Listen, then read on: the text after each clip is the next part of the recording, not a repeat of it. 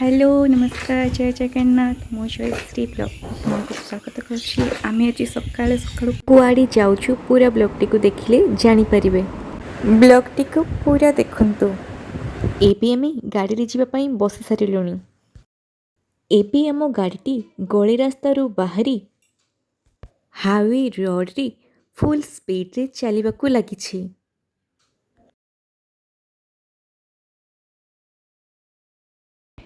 आमे भाविलु petrol pump रे गाड़ी रे तेल पकई दे बाहरिबु।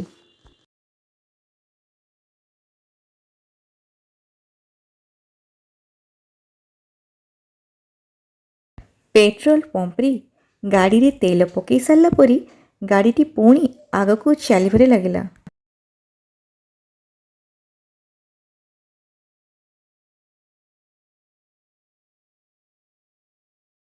आज आम कुआड़े जाऊँ आज मो पुओ विभान मुंडन पर आम तारिणी पीठ जाऊँ।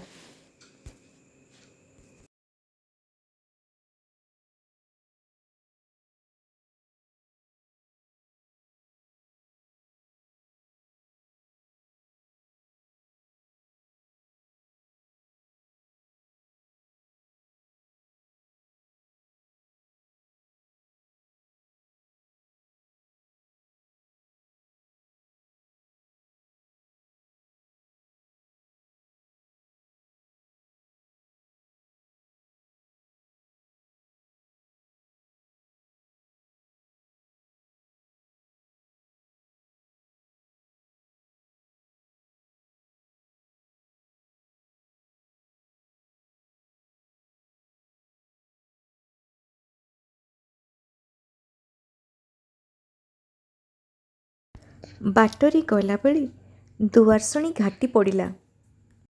दुआरसणी घाटी को बावन घाटी मध्य कुहाଯାए। घाटीर जो मनोरम दृश्य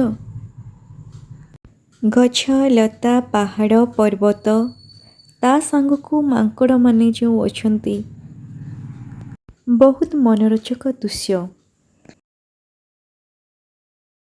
सेमिति कहबाकू गले मो पाई किछि नुआ नुहे कारण सेठी मो मामू घर हेले मो पुओ पाई से सब नुआ से देखि भारी खुशी हैला।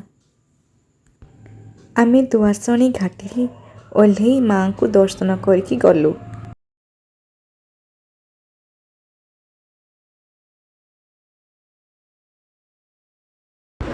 पुणी आम गाड़ी आग को बढ़ी चलला।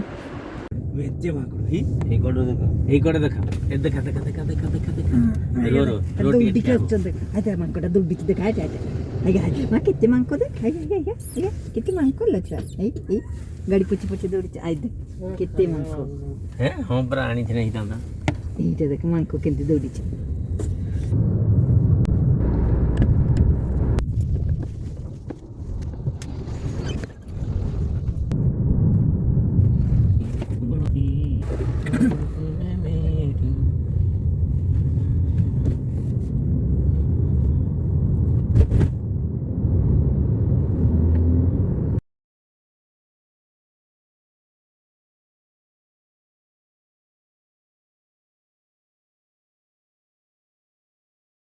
तारिणी गला बेले परमेश्वरम मंदिर पड़िला।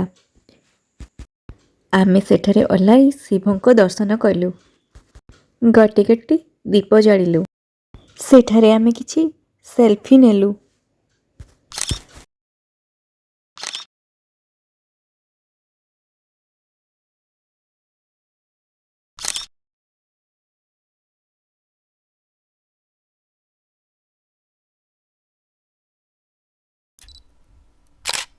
आमे फाइनाली घटगाँ पीठरे पहुँची गलु।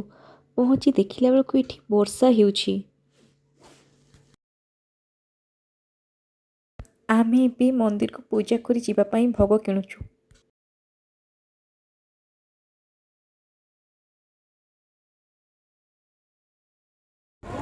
आज टिके भीड़ कम अछि।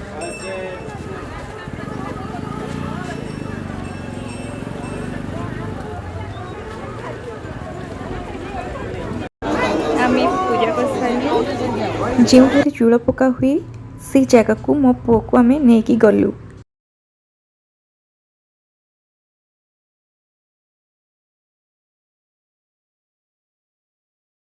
ବିଭିନ୍ନ ମୁଣ୍ଡନ ସରିଗଲା ଏବେ ସେ ଡ୍ରେସ୍ ପିନ୍ଧୁଛି।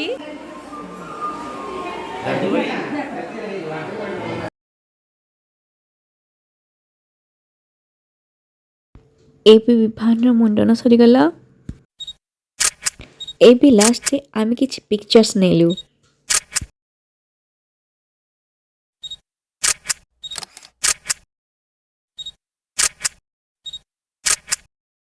ତାପରେ ଆମେ ସମସ୍ତେ ଦହିବରା ଖାଇଲୁ।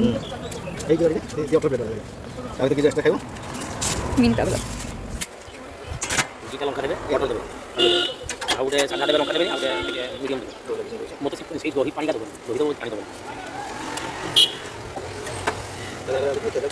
ମୋତେ ଲଙ୍କା ଦେଇକି ଖାଇବେ।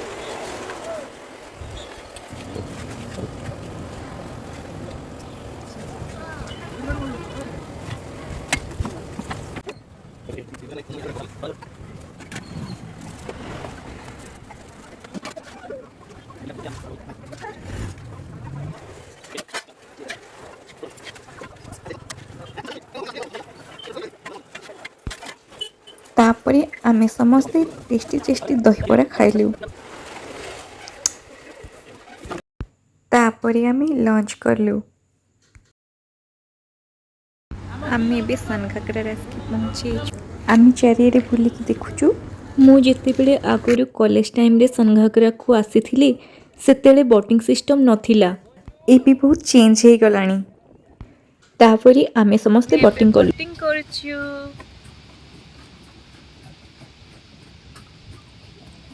ପୁରା ପାଣିର ମଜା ନେଉଛୁ।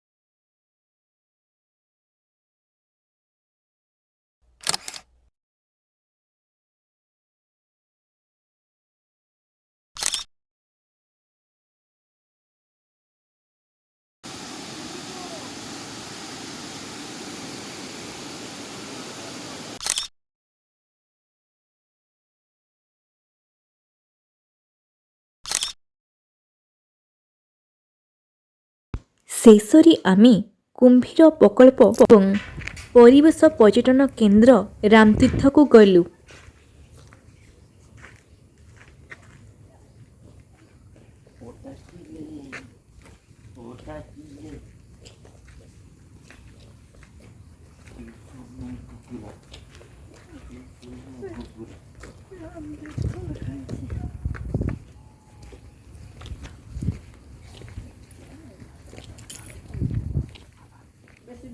ବହୁତ ଆଶା ନେଇକି ଯାଇଥିଲୁ କୁମ୍ଭୀର ଦେଖିବୁ, ହେଲେ ଦେଖିପାରିଲୁନି। ମନଟି ଟିକେ ଦୁଃଖ ହେଲା। ତାପରେ କହିଲୁ ହଉ ଏଇ ଜାଗାଟାକୁ ଟିକେ ବୁଲିଦେବୁ। ବୁଲିକରି ଟିକେ ଦେଖିଲୁ ଜାଗାଟିକୁ ଚାରିଆଡ଼େ। ମନ୍ଦିରକୁ ଆମେ ଶିବ ଠାକୁରଙ୍କ ଦର୍ଶନ ପାଇଁ ଯିବୁ ବୋଲି ଭାବିଲୁ, ହେଲେ ମନ୍ଦିରଟି ସୁବର୍ଣ୍ଣଖା ନଦୀର ଆରପଟେ ହୋଇଥିବାରୁ ଆମେ ଶିବ ଠାକୁରଙ୍କ ଦର୍ଶନ ପାଇଁ ଯାଇପାରିଲୁ ନାହିଁ। ଖାଲି ଦେଖିକି ପଳେଇ ଆସିଲୁ। ଏଇଠି ଆମ ଯାତ୍ରାଟିକୁ ଆମେ ଶେଷ କଲୁ। ଯଦି ଭିଡ଼ିଓଟି ଆପଣମାନଙ୍କୁ ଭଲ ଲାଗିଥାଏ ତେବେ ଲାଇକ୍ ଓ କମେଣ୍ଟ ମାଧ୍ୟମରେ ଜଣାଇବେ।